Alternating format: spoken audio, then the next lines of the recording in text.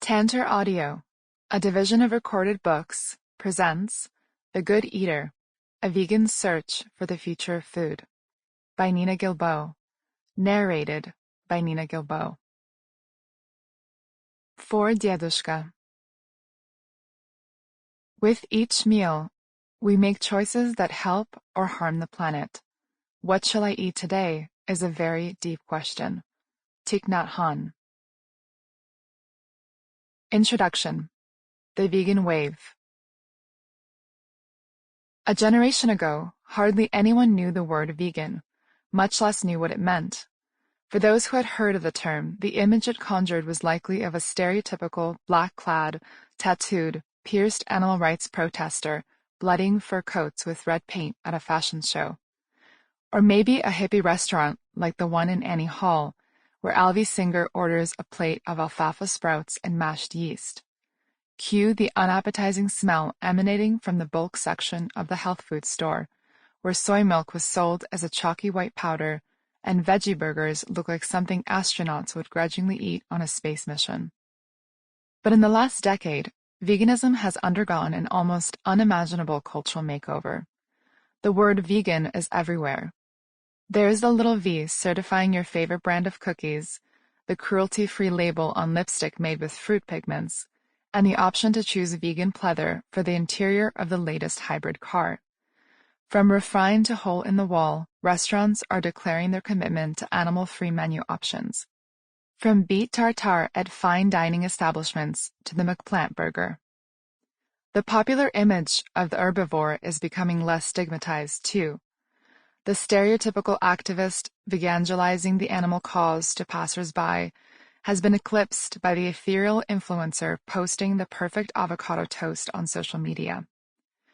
A seemingly endless line of celebrities credit plant-based diets as the secret behind their glowing skin or sudden weight loss, and world-class athletes praise their meat-free regimens for giving them an edge in performance. The coffee shop down the street now offers a selection of milks made from plants, not only a much improved version of vintage soy, which actually resembles milk, but also almond, oat, coconut, and even hemp. Vegan burgers, which used to be found in the specialty or health food sections of grocery stores, now compete for your attention at the meat counter.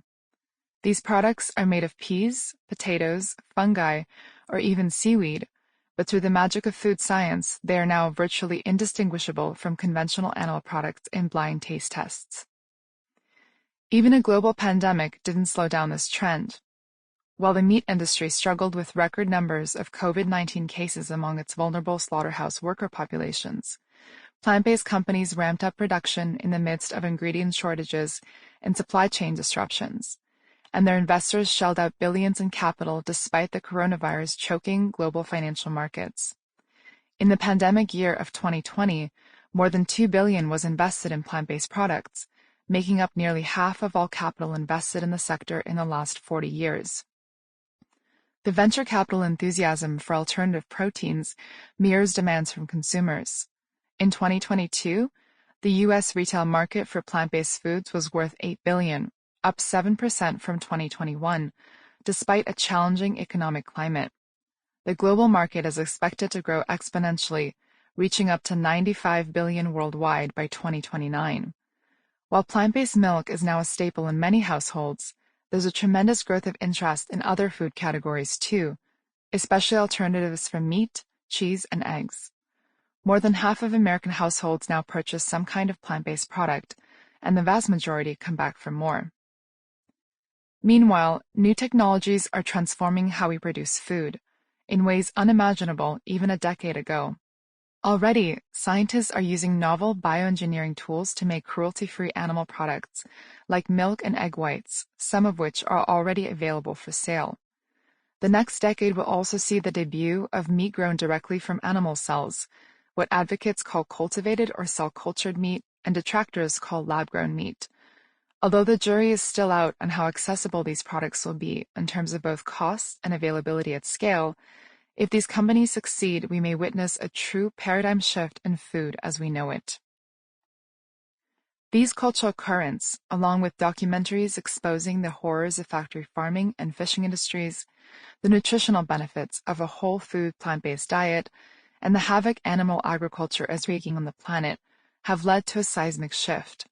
Whereas the numbers of strict vegetarians and vegans remains at about 5% of the U.S. population, a quarter of Americans and as many as half of Europeans are cutting down on animal products for health and environmental reasons, and consumers want even more vegan options than are currently available. They might call themselves flexitarian, forgoing meat on Mondays, eating vegan before 6, in the words of the former New York Times food columnist Mark Bittman, or embracing the memorable words of the food writer Michael Pollan, "Eat food, not too much, mostly plants." Clearly, veganism is no longer the niche subculture it used to be. Once in the shadows, it's now in the cultural limelight. That raises the question, what happened? I'm not the person you might expect to tell the story of how veganism entered the mainstream. My parents weren't hippies, and I ate plenty of meat and dairy earlier in my life. I was born in the Soviet Union in a tiny country called Moldova, landlocked between Romania and Ukraine, to a modest family of Russian, Ukrainian, and Jewish origins. Growing up in the rubble of the collapse, we didn't have much choice about what to eat. As a child, I remember hearing stories from my parents and grandparents about the long lines for basics like milk and bread. My father routinely woke before sunrise to stand in line for a jug of milk that he manually churned into cottage cheese. In the summers, my grandparents rented a trailer by the woods and foraged for mushrooms, not as a hobby, but out of necessity. As the days grew colder, they'd spend days canning, preserving, and carefully storing food for the long, harsh winters. When I was 7 years old, we won the golden ticket, a chance to try our luck at the North American dream. After applying to various countries, we were accepted as immigrants to Canada, mostly because its immigration system selects for those with higher educational backgrounds, and both my parents had been working on doctorates in physics. They were forced to drop out when the Soviet Union collapsed. When the Iron Curtain was drawn back, it revealed a people hungry for the Western way of life, including its food, and our new life in Toronto meant a world of delicacies opened to our inexperienced palates.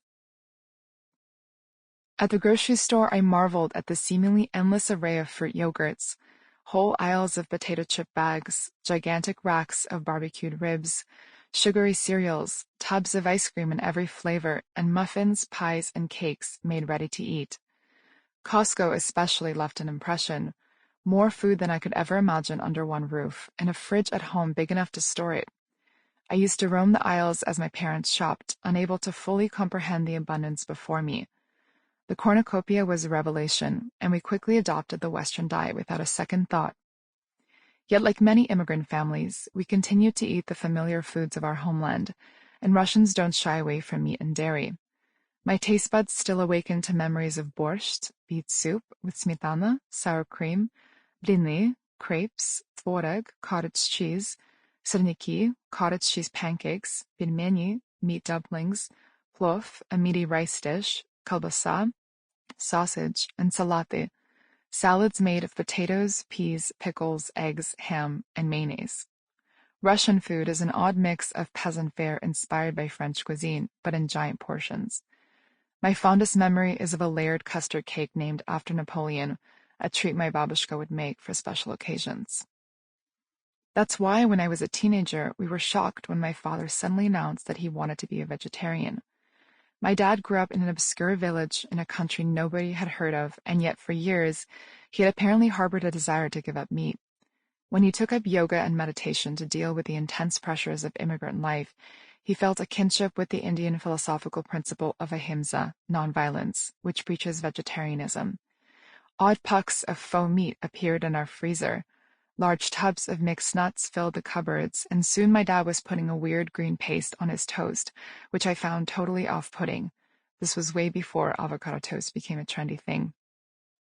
Our Russian friends, of course, made fun of him, teasing him with remarks about loss of manliness and warning that he would never feel satiated again. My dad wasn't sure he'd manage the transition, but he decided to give it a try out of moral principle. My sister and I got on the bandwagon mostly because we admired his convictions. My mother, as well as her parents, who lived with us, as in many immigrant families, eventually had no choice but to accept the dietary divide in our house, a Berlin Wall of opposing food ideologies. My poor babushka now generously cooked 2 separate dinners. For many years, my vegetarianism wasn't a big part of my identity. If anything, I gladly compensated for the lack of meat in my diet with a hearty serving of dairy, yogurt, ice cream, and especially cheese. My love affair with cheese blossomed when I went to France for the first time at 17. Like countless cliched francophiles before me, I strolled the Parisian streets, sampling every funky and creamy concoction. Who would deny themselves such pleasures? My mother used to say, vegans don't enjoy living, and your average French person would wholeheartedly agree with her. But as is often the case with big life changes, a personal tragedy unexpectedly shifted my attitude. At the time, I was a couple of years into my graduate program in sociology at Harvard University, and I decided, rebelliously, to ditch Cambridge for the south of France while I studied for my general exams. I bought a one-way ticket to Nice, where I rented a tiny studio apartment on the outskirts of the city. In between study sessions on the rocky beach, I strolled the streets of the old town and blissfully, for ignorance truly can be blissful, I enjoyed all the gelato, brie, and pastries I fancied. Then, one day, my father called me. My grandfather's cancer had taken a turn for the worse. My beloved dedushka was the wise old grandfather of storybooks.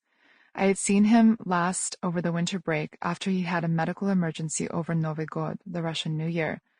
Rather than celebrating, I spent the holiday cooking meals, shuttling between hospitals, and translating doctors' orders. I will never forget the dreary yellow of the walls, which contrasted so distinctly with my own feeling of vibrant health, while spending days in waiting rooms. We thought he'd turn a corner, but now, my father said over the phone, he was gone. The loss of our dedushka was devastating, and yet, as those who have experienced grief know, sometimes a glimmer of hope emerges out of the darkness. My grandfather's passing was the catalyst that inspired me to research the link between diet and disease, something I had never bothered to do before. What I found rocked me to my core, offering a glimpse of another reality where my whole family might have made different food choices, and where my dedushka might have enjoyed more years of good health. I learned that nutritional research had long shown that those following a plant-based diet have significantly lower rates of mortality from major diseases, lower body weight, even compared to health-conscious meat eaters, and longer lifespans. I learned that only 5 to 10% of cancers are attributable to genetic defects, which means that the vast majority of cancers are rooted in environmental and lifestyle factors. That includes breast, prostate, colorectal, endometrial, gallbladder, and pancreatic cancers. In fact, there is strong evidence to suggest that a diet of exclusively or even mostly whole plant foods can treat and even reverse disease, including cancer. In 2015, the International Agency for Research on Cancer, IARC, the cancer research branch of the World Health Organization, WHO, reviewed more than 800 scientific papers on cancer and declared that there is sufficient evidence of carcinogenicity of processed meats, bacon, salami, sausages, beef jerky, ham, and such, putting them in the same category as tobacco smoking and asbestos. They also declared that unprocessed red meat from cattle, pigs, sheep, horses, goats, and so on is probably carcinogenic to humans. The IARC used the word probably since the evidence on the carcinogenicity of meat is based on observational studies. Meat does contain certain important nutrients, including protein, vitamin B12, and zinc, but these important nutrients can also be obtained from a healthful diet of plant foods that have been shown to contain compounds that protect against cancer and other diseases. Whether or not dairy is carcinogenic is a hotly debated topic. There is evidence both for and against its consumption, depending on the type of cancer. One of the clear links is between consumption of dairy products and increased likelihood of prostate cancer, the type of cancer that took my grandfather's life. The mechanism appears to be the hormone insulin-like growth factor 1, IGF-1, which is present in both low-fat and high-fat dairy and is linked to the proliferation of prostate cancer cells. In a study comparing meat eaters, vegetarians, and vegans, vegans were found to have the lowest levels of IGF-1, but otherwise normal hormonal levels. Incidentally, vegan men were found to have higher testosterone, which builds muscles and increases sex drive, flipping the narrative around meat eating and virility. How is it that this information was not widely known? It seemed purposely obscured by powerful lobbies working on behalf of the food and pharmaceutical industries. Reporting by the Center for Responsive Politics has documented that the 30 food and beverage companies that spent the most on lobbying in 2020 collectively spent almost $40 million. Meanwhile, a report published by a prestigious medical journal showed that from 1999 to 2018, the pharmaceutical and health product industries spent $4.7 billion, an average of $233 million per year, on lobbying the U.S. federal government, $414 million on contributions to presidential campaigns, and $877 million on state candidates and committees to influence healthcare laws, drug pricing, and regulation. In other words, both food and healthcare, like other big business, cast long shadows over the political landscape. It seemed diabolically unfair, and I wondered what other truths lay buried beneath the perverse incentives. As the prominent physician Dr. David Katz eloquently expresses, a food supply in which junk is a food group willfully engineered to maximize eating for profit is tolerated with no obvious outrage by either parents or health professionals. Waiting for silver bullets, we let a pernicious truth hide in plain sight, squandering the potential to eliminate some 80% of chronic disease and premature death, and at the same time devastating our aquifers, our climate, our economy, and the great treasure of this planet's biodiversity. That summer, I went down a rabbit hole. Slowly, I learned many disturbing truths about the food system, including the outsized impact of the animal agriculture industry on climate change and chronic disease. I educated myself about the overuse of antibiotics on factory farms, a potentially cataclysmic problem that creates treatment-resistant bacterial strains that could be a catastrophic blow to modern medicine. Unlike many of the most zealous converts, I didn't embrace the vegan lifestyle overnight. For me, it was a gradual process, 2 steps forward, 1 step back, until one day I found myself on the other side of an impossible divide, and I could no longer ignore the consequences of what I put on my plate. Although my new knowledge couldn't save my grandfather, it forever changed my life. When I came back to my graduate program that autumn, I declared to my professors that I wanted to understand how veganism, long a niche subculture, was turning into a mainstream movement. My well-meaning mentors objected, pointing out that if I wanted an academic job, I'd better pick a topic that would appeal to more than just vegans, still a tiny fraction of society. They were right, of course, but I ignored their objections. I couldn't imagine a topic more important than the one that touched on many of the biggest social issues confronting my generation, including climate change, social justice, chronic disease, and food security. I could sense the vegan wave cresting, and I wanted to be there when it hit shore. Eventually, my committee gave in, and I was lucky enough to secure funding to research this growing movement around the world. My research took me back to France, the epicenter of gastronomy, to Germany, the European leader of the vegan renaissance, to India with its deep history of vegetarianism, and to Israel, where I lived in an urban ecological co-op and witnessed the incredible rise of veganism in that tiny, complex country. Eventually, maybe inevitably, I landed on the California coast, first in Los Angeles and eventually in the Bay Area, to study the epicenters of veganism in the United States. All told, I spent over 5 years doing fieldwork and interviewing, in 3 languages, hundreds of people at the forefront of this massive cultural shift. On my travels, I met every kind of vegan there is.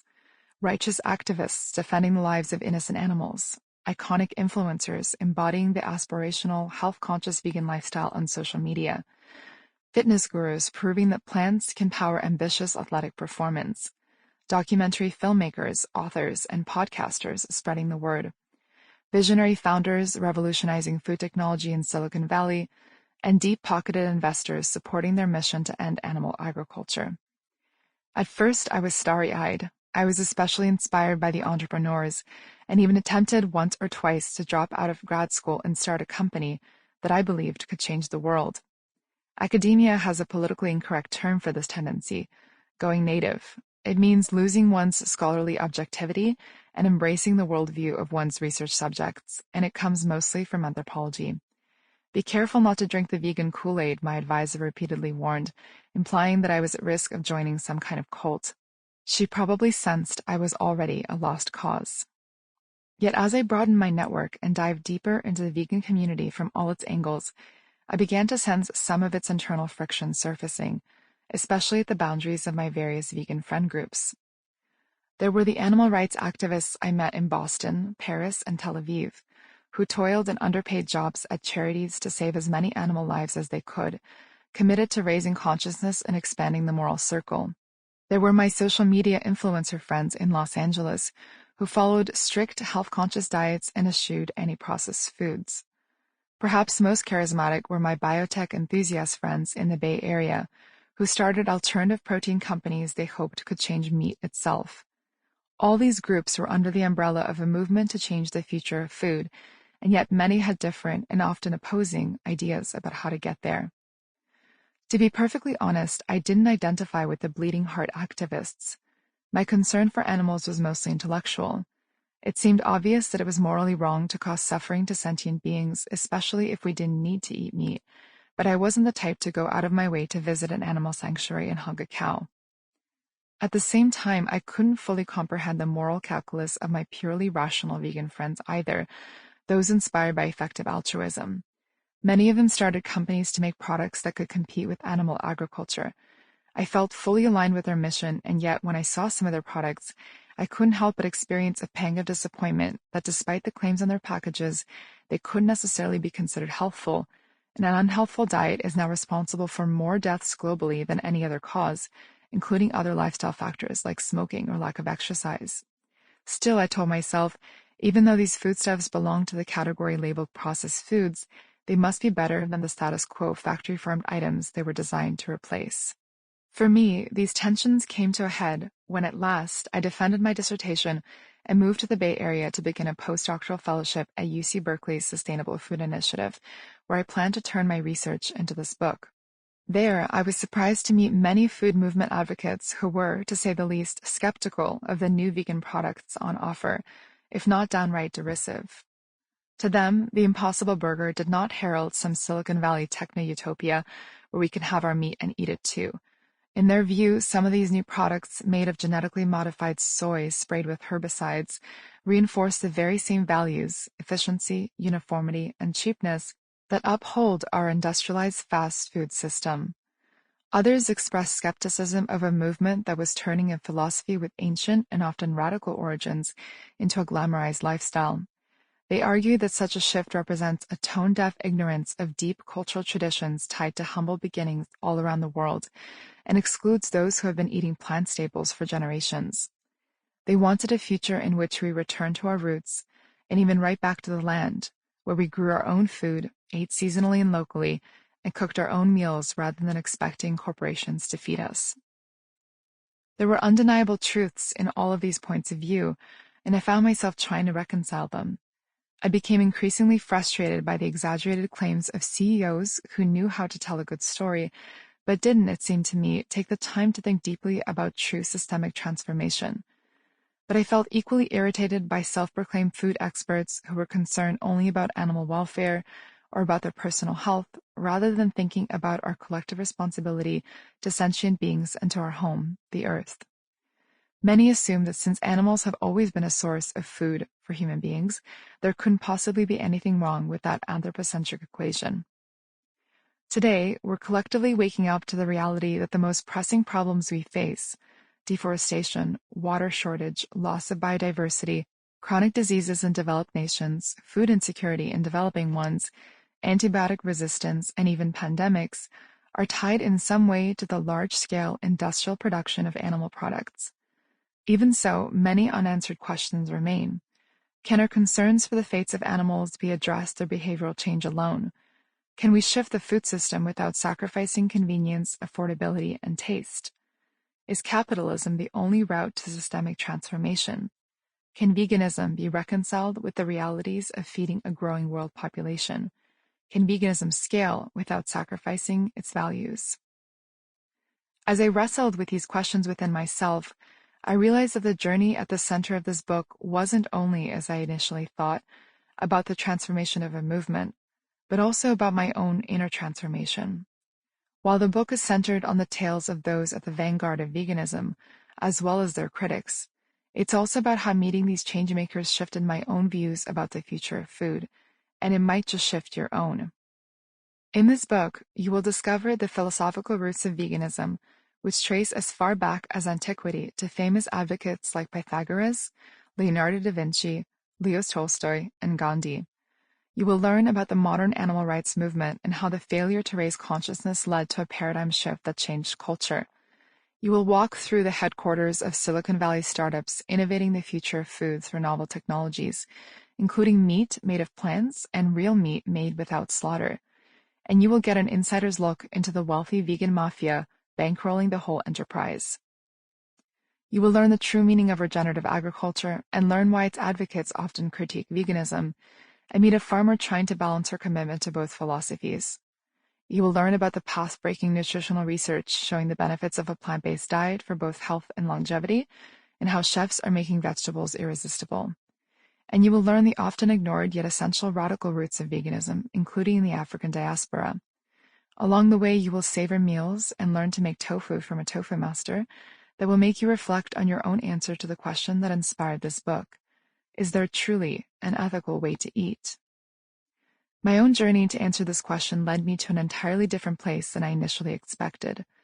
At the outset of the book, I had been a die-hard vegan on a mission to convince others of the value of my perspective, yet one who came to it from the perch of a rigorous academic. At the end, well, that's part of the story that you will hear in this book. For now, let's just say that my position is far more nuanced and complex today than I ever expected. The Good Eater is a deeply researched story of the cultural transformation of veganism and the changemakers behind it, but it also turned out to be a personal account of my own search for how to eat and my attempts at reconciling the different visions I've encountered along the way.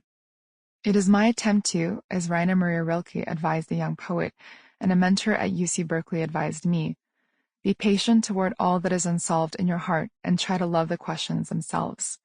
This book is the story of the search for what a just, nourishing, and equitable food system could look like, and for my place in cultivating it. Chapter 1. Setting the Table. If man is seriously seeking to live a good life, the first thing from which he will abstain will always be the use of animal products, because it involves the performance of an act which is contrary to the moral feeling, killing, and is called forth only by the greediness and desire for delicious food. Leo Tolstoy. There is no definitive beginning to the history of veganism, but one good place to start is the year 1944. In the midst of the most destructive war of the century, a British man named Donald Watson was trying to come up with a new word. He wanted it to evoke a lifestyle in harmony with the planet, non-human animals, and personal vitality. At first, he entertained benivore and sanivore from the prefixes bene, meaning well, and sani, healthful. Not quite right, he thought. He then considered emphasizing the food to be avoided with dairy ban, but that seemed too hard line. The term vitan seemed possible, evoking vitality. With a nod to the French, he briefly considered bon mangeur, good eater, but nothing quite clicked. It was his wife, Dorothy, who landed on the winner. She suggested combining the beginning and ending of the word vegetarian, veg, and an equals vegan. The term made sense since the Watsons saw veganism as a natural extension of the philosophy of vegetarianism, which espouses the non-consumption of animal flesh for moral, health, environmental, and spiritual reasons.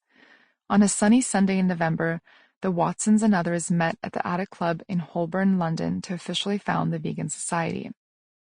But why, if the Vegetarian Society had already existed in England for a century? The Watsons and their friends held a strong conviction that the definition of vegetarianism had become muddled. It had originally referred to a diet that excluded the use of animals in any form, but over time it widened to include those who still consumed eggs and dairy products, confounding the meaning. The first vegetarian cookbook, called Kitchen Philosophy for Vegetarians, published in 1847 and coinciding with the creation of the original society, included no animal products, and many of the founders of the Vegetarian Society avoided animal foods entirely. Yet some within the early society came to see these rules as too extreme. While a stricter diet was acknowledged as the ideal, the members felt it alienated those who could not go all the way.